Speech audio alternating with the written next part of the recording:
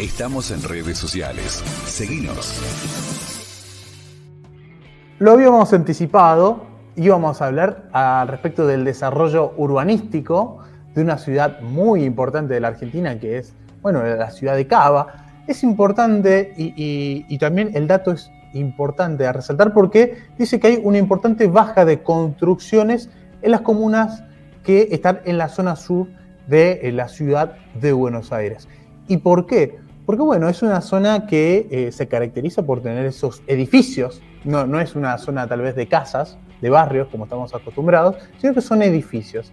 Y también queremos saber cómo impacta esta imagen en las familias, en los comercios y toda esa vida social. Y para eso lo tenemos a Fernando Álvarez de Celis, que lo sumamos a la mesa del interactivo y le damos la bienvenida y le decimos buenas tardes. Hola Fernando, ¿todo bien? ¿Qué tal? Muy buenas tardes, muy bien, gracias. Queremos preguntarte, ¿por qué hay esta importante baja? ¿Qué condiciones responde? Bueno, mirá, la ciudad de Buenos Aires históricamente se construyó más en el norte que en el sur de la ciudad de Buenos Aires. Esto es así históricamente. Nosotros analizamos los datos de los últimos 18 años e hicimos foco en los últimos 5 años que se modificó el código urbanístico de la ciudad. El código de la ciudad de Buenos Aires, cuando se modificó hace 5 años, decía o pretendía equilibrar el norte con el sur. Bueno, lamentablemente esto no se logró. Si bien los datos del sur siempre fueron menos que en el norte, en los últimos 5 años lo que se construyó en el sur de la ciudad de Buenos Aires fue solo el 4% de lo que se construyó en toda la ciudad. Para darte un ejemplo muy contundente, en el barrio de Palermo, que es un barrio del norte de la ciudad de Buenos Aires, se construyeron o se permisaron 113 edificios por año, unos aproximadamente 600 en los últimos 5 años. En el barrio de Villa Soldati, en esos 5 años se permisaron solamente 10 edificios. Entonces vos tenés 600 versus 10. O en el barrio de La Boca, 30 edificios en 5 años versus 400 edificios en el barrio de Villa Devoto. Bueno, esa asimetría territorial que se da en la ciudad de Buenos Aires cada vez se acentúa más. Las causas son diversas, desde falta de políticas públicas en el sur de la ciudad de Buenos Aires hasta un mercado muy concentrado en el norte, donde obviamente hay mayor rentabilidad y se genera un mayor negocio inmobiliario en detrimento del sur de la misma. Fernando, ¿por qué las empresas, por ejemplo, estamos enterados que la obra pública está como frenada, producto de decisiones del Poder Ejecutivo, pero también tenemos a la obra pública privada? ¿Por qué los privados no están incentivados a seguir construyendo? Y más en una zona típica y reconocida por el mundo que es la ciudad de Buenos Aires. Mira, en la ciudad de Buenos Aires los permisos de construcción tuvieron un boom muy fuerte en el 2021 y después se fue desacelerando. Todavía se sigue construyendo, no al ritmo histórico. El ritmo histórico de la ciudad de Buenos Aires son en promedio 2 millones de metros cuadrados por año. Hoy estamos en 1,5 millones por año. O sea que todavía hay algo de construcción, todavía Buenos Aires sigue siendo un lugar atractivo. También es cierto que muchas zonas del norte se han saturado y esto ha generado inversión fuera de la ciudad de Buenos Aires. Ejemplo, en el partido de San Martín, en el partido de San Isidro, en Vicente López, porque la expansión de la mancha urbana va generando este crecimiento. Y después tenés un problema muy fuerte de los sectores, sobre todo medios o bajos de la población, que no acceden por el costo que tiene la ciudad de Buenos Aires, y terminan construyendo lo que se llama el tercer cordón. O sea, hay una expansión de la mancha urbana en la región metropolitana en detrimento de la consolidación del ejido de la ciudad de Buenos Aires. Te quería preguntar puntualmente si en su mayoría o en un alto porcentaje las empresas que se dedican casi exclusivamente se podría ver a la obra privada. También son empresas que se dedican a la obra pública y al no estar siendo financiados por los cobros porque se cortó la cadena de pago del Estado Nacional, ahora no tienen recursos para invertir en la parte privada. ¿Puede ser eso? Mira, cuando uno analiza el mundo de la construcción empresarial en la ciudad de Buenos Aires, te podría decir que de las 600 construcciones que se hacen por año, 550 son de pequeñas empresas atadas básicamente a arquitectos que desarrollan su empresa y que el financiamiento está dado por los propios propietarios que hacen la obra. Okay. Y ahí está muy atomizado porque es lo que se conoce como venta al pozo. O sea, consiguen un terreno, ese terreno al propietario le dan 2 o 3 propiedades, un porcentaje de las propiedades como parte de pago, y van vendiendo al pozo.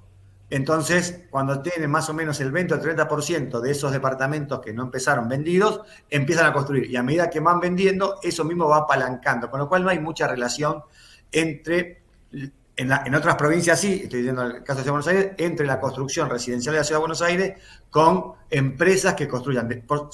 En las otras 50 viviendas que decía, sí, ahí sí tenés empresas grandes que construyen y que muchas veces se apalancan con inversión pública y eso también podría estar generando este parálisis. Pero esas grandes empresas hoy en la Ciudad de Buenos Aires están por lo menos avisando inversiones importantes, sobre todo lo que es IRSA con un gran mega emprendimiento en lo que era la ciudad deportiva del Club Atlético Boca Juniors, sí, que ahí es una inversión muy pero muy grande que acaba de decir que la va a financiar, o en el microcentro porteño, donde lo que era oficinas públicas y lo compraron por $60 millones hace unos 6 años, ahora van a hacer un desarrollo inmobiliario. Con lo cual, las grandes empresas siguen funcionando a su ritmo y obviamente buscando nichos muy específicos, pero sobre todo el financiamiento está atado a la inversión particular a través de la vivienda al pozo.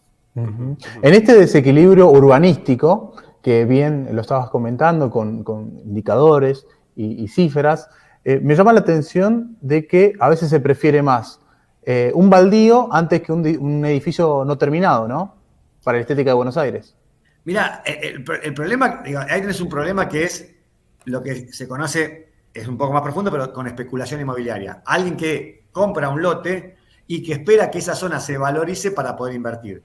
Con lo cual ahí tenés muchos factores urbanísticos de inversión pública, inversión privada, la llegada del metrobús o de un colectivo. O sea, cómo se va densificando esa ciudad que va valorizando y que en algún momento madura para que haya inversión privada. El sur de la ciudad de Buenos Aires todavía no tiene esa maduración, sobre todo a nivel general. Después hay zonas que sí, para que sea ese proceso. Lugares donde sí, por ejemplo, el biotecnológico, que se hizo en el sur de la ciudad de Buenos Aires, ahí la ciudad invirtió mucho dinero, hizo su sede administrativa, hizo el parque, lo arregló muchas calles, y ahí sí hubo inversión privada, primero las tecnológicas, después la residencial, que fueron como densificando el barrio. En otros lugares, como La Boca, Barracas, todavía tenés muchos galpones, tenés muchos baldíos, muchas empresas de logística que como el suelo es más barato, van y se localizan ahí, pero no ha llegado todavía esa humanización del espacio producto de el mercado inmobiliario que llega. Mira, en el barrio de La Boca se construyen 6 viviendas por año aproximadamente, 6 edificios.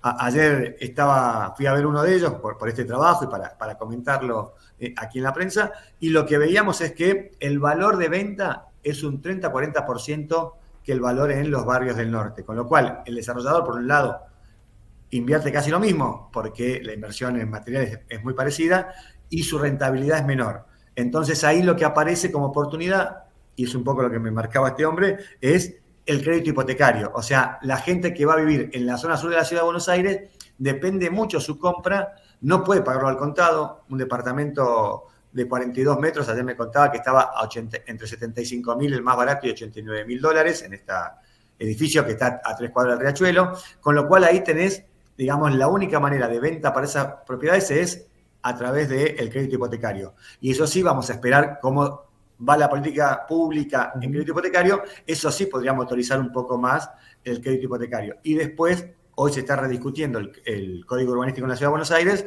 y la ciudad entiende que estos datos no son favorables para el desarrollo urbano de la ciudad y quiere aplicar políticas públicas que tiendan, por un lado, a las quejas de los vecinos en el eje norte, que lo ven saturado, dicen, che, en mi barrio está todo saturado y se sigue construyendo, y por otro lado, que incentive el desarrollo de la zona sur a través de inversión pública que termine generando la inversión privada.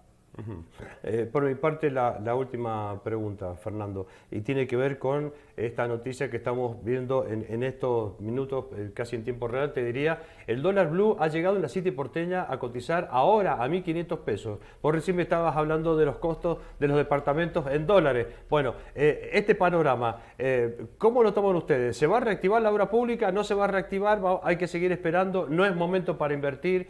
¿Hay que ver qué sucede?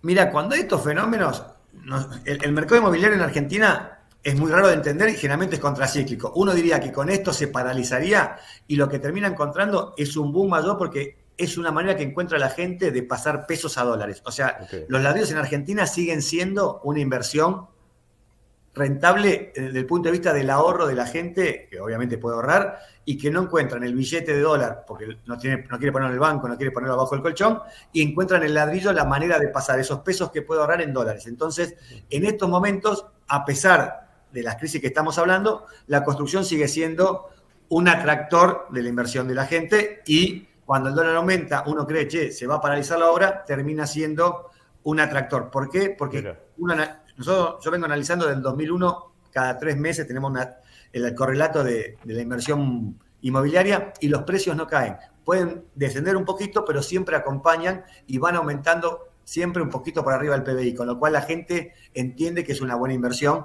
y por eso se sigue ahorrando en ladrillos. Fernando, muchas gracias por tu tiempo, gracias por la nota y nos encontramos en una próxima oportunidad.